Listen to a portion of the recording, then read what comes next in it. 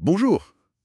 L'intelligence artificielle, euh, ça avance à une vitesse assez incroyable en ce moment. On entend même parler de systèmes qui apprennent tout seuls, sans nos données au départ. Ah oui, c'est un vrai tourbillon. Chaque semaine apporte son lot de nouveautés. Exactement. Et aujourd'hui, on va essayer de démêler un peu tout ça, en se basant sur ce qui s'est passé, disons, entre le 12 et le 18 mai 2025. C'est ça, l'idée c'est de regarder ensemble ce qui compte vraiment.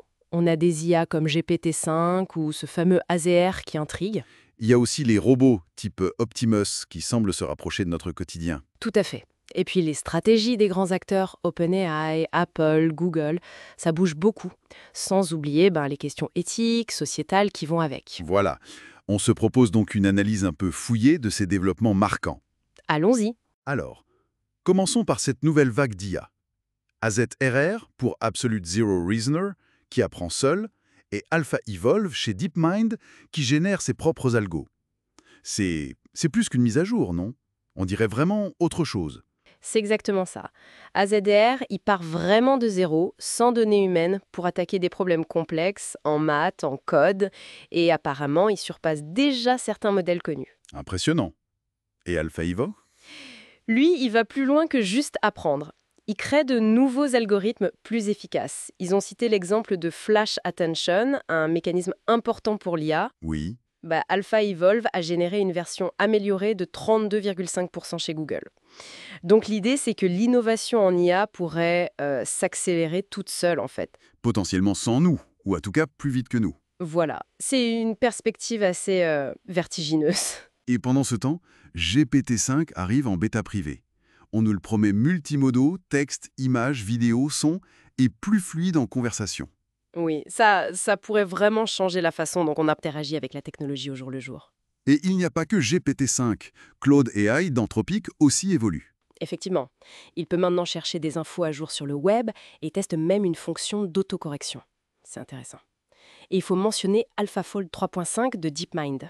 Ah oui, pour la recherche scientifique? Exactement, pour prédire la structure des protéines. Ça reste un outil majeur dans ce domaine. Et tout ça, ça ne reste pas dans les labos. On voit des applications concrètes arriver. Tesla, par exemple, avec son robot Optimus Gen 2. Oui, ils l'ont montré en train de faire la cuisine, plier du linge, et même apprendre une danse en simulation. C'est assez bluffant comme démo. Même si, bon, Tesla a aussi ses difficultés par ailleurs. Les robots taxis et la Chine. C'est sûr. Mais cette tendance à intégrer l'IA se voit partout. Chez Apple, par exemple, les sources parlent d'intégrer Claude AI directement dans iOS 19. Hors ligne en plus, pour la confidentialité. C'est ça. Et une IA pour gérer la batterie. Il y a même toujours ces rumeurs d'iPhone pliables, de robots domestiques. L'IA s'installe. Google aussi, avec Gemini partout. Montres, voitures, télé.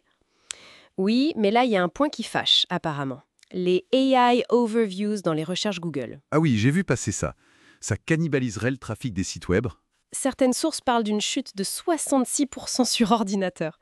C'est énorme. Ça pose vraiment la question de l'impact sur l'écosystème du web, financé par la pub notamment. Ça illustre bien la tension en fait. L'utilité de l'IA face à son effet disruptif potentiel. Exactement.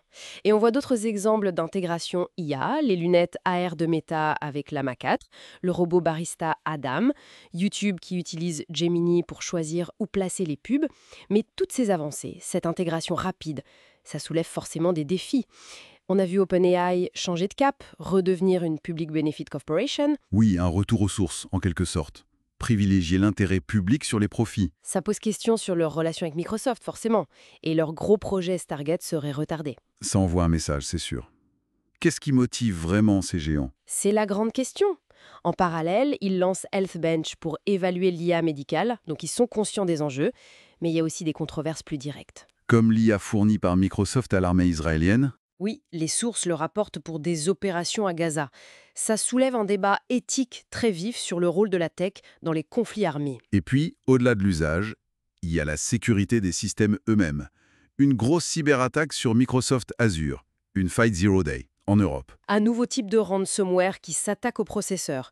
Et cette fuite massive de comptes Steam, 89 millions. La liste est longue. Ça fait froid dans le dos. Ça montre la fragilité de tout ça. Absolument. Et l'impact ne s'arrête pas là. Il est aussi sociétal.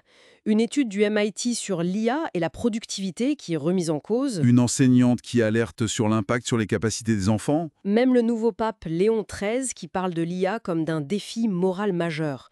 On sent que la prise de conscience s'élargit. Donc au final, on a un tableau très contrasté. D'un côté, des technologies presque sidérantes, des IA qui apprennent seuls, des robots de plus en plus capables. Et de l'autre, un paquet de questions éthiques, des problèmes de sécurité bien réels, un impact social qu'on commence à peine à mesurer, et même des doutes sur la fiabilité de certaines applications.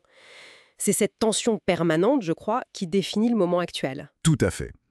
Alors, pour terminer, laisser matière à réflexion, si les IA peuvent maintenant apprendre seules, créer leurs propres solutions, corriger leurs erreurs, qu'est-ce que ça change à notre définition même de l'intelligence?